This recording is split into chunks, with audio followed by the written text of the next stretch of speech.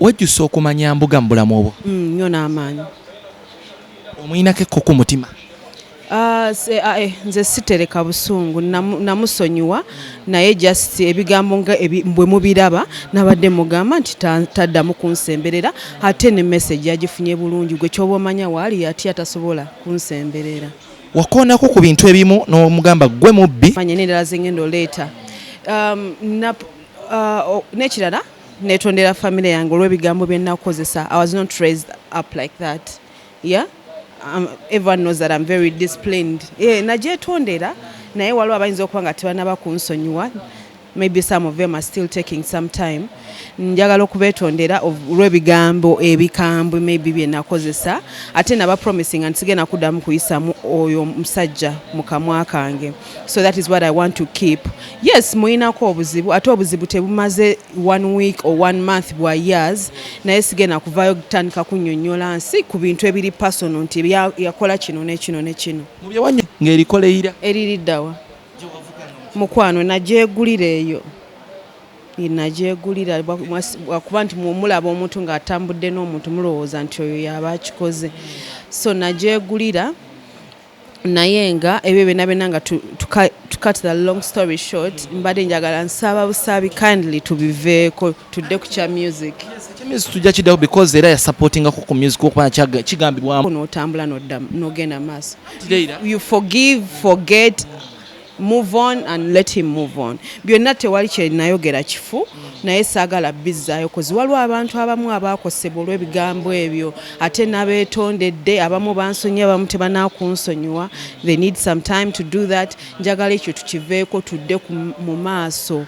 But bagamba nga tebafuna answer ne bateekawo kye balowooza naye nga byonna nga bwe ngambye ndowooza tubiveeko. One thing I'm not going to allow, kozesa ebiragalagala nedda sibikozesa. One thing I'm not going to allow is people paying bloggers. Nkimanyi waliwo abasasula bloggers banvume nga bakozesa ekyo mbu simanyi mutamiivu bonna ngenda baddamu, nja kubaddamu, ngenda kubaddamu buli n'abaana abakozesa aba opening up fake Facebook accounts, Snapchat okunvuma mbadde mbasaba bakozese ezaabwe kubanga Facebook accounts nga ziri fake, simanyi wabajja nga ziri fake. Kati anvuma yenayina antakinga nga byayogera abitegeeza akozese Facebook account ye eri original zaabike. wayogera 10 minutes. Ebyo sigenda bimwogerera yalina okuprovinga oba nimba oba sirimba. Olwo ekigambibwa nti buno bujja bwe bukuluma either oyagala kudda mu love ate mbwa n'omusajja ono eyali yakwagala ennyo K MBUGA wamubba ku muganda wo, simanyi butuufu bwakyo bwe ki? Muganda we gwe mmanyi, sirina muganda we gwe mmanyi, n'ekirala ze sirina obujja nga bwaki nga nfaaki. Nti wamubba ku muganda wo gwe so gwe muganda wani ekikulu bannange mbayitanga ku mikolo gyewaffe temujja naye munnaye olulala mujjanga ne mulondamuko gwe yali aganzizzaako. Nange taŋŋanzangako, twali ba mikwano. Leira kyoga omusajja nakola n'ebintu ng'afaaki talina dda namesoninga ku majja ne bagamba ate nakyo temukiremerako.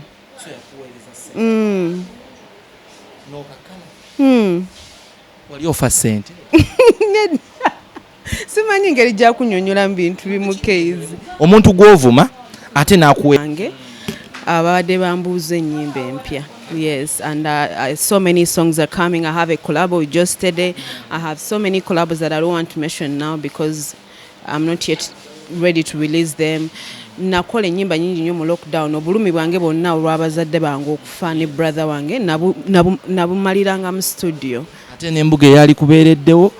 Gyendi olotya kiki ekiriwo. Akayimba ako kakadde nakatadde because abantu bali bambuuza singa namanya ali wakoze clip nagirikayo 2020. So they were asking, where is that song? What is that song? So when our dancers were releasing a new music, I had to start on the song that people have been demanding me. Nenga sina gwe nakakubidde, yeah, temukyusa bintu. Sikoyo. Kabafani bangadde bambuuza ziriridda ate nnyingi nnyo zijja ezisinga zigenda kubanga nankambwe nnyo naye kati maama nayimbira oyo paka ddi yanteekamu ddi ebintu mubikyusa temumanya bintu you just say things you think omunnayuganda bw'anoonya ansa n'emubula ng'ateekawo eyiye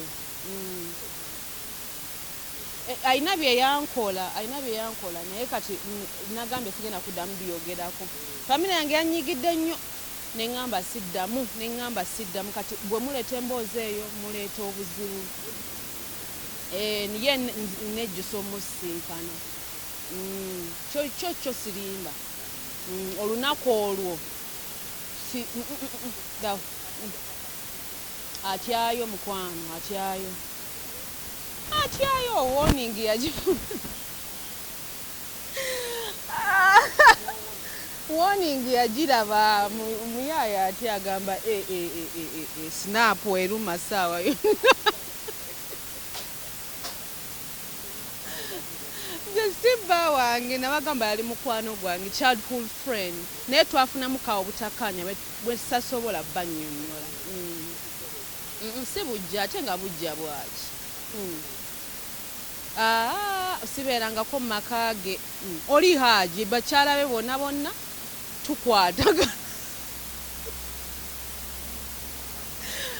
wabula mundeke baali bakwano bange engeri eri gye yali mukwano gwange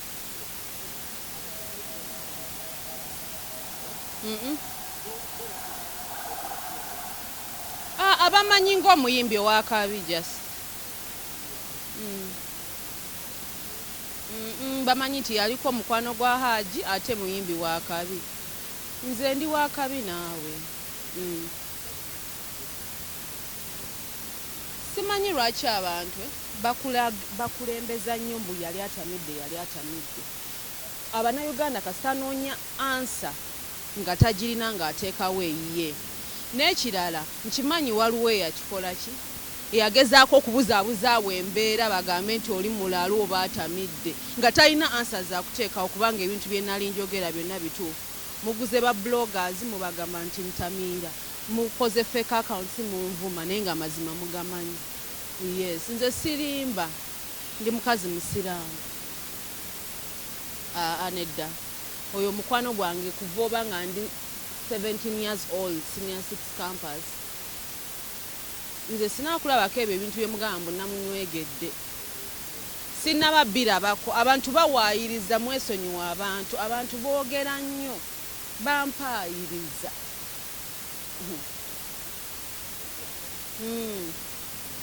bampaayiriza nnyo naye neŋŋamba kambireke asirise teyejjusa nsobola mwetondera netondedde famire yange netondedde ne bakwano bange ne bafanizi bange oyo so amwetonderera kubanga amazima agamanyi geego just ensobi gye nakoze nti biteeka ku whatsapp ate n'abagenda ku whatsapp yange ne mu screenshotting ebintu ne mubitwala mu media muli bantu babi nnyo nnyo because snap whatsapp inabeera personal friends why do you screenshot yes personal friends why do I have to screenshot someone's whatsapp status muli bantu babi nnyo akayimba bakayita singa namanya kapya it's on my album that you'll be getting slowly by slowly at my own pace yeah mbagala nnyo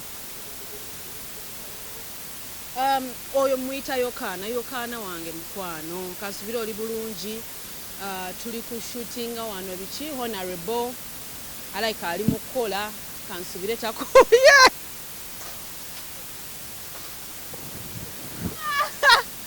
kizinde kangumase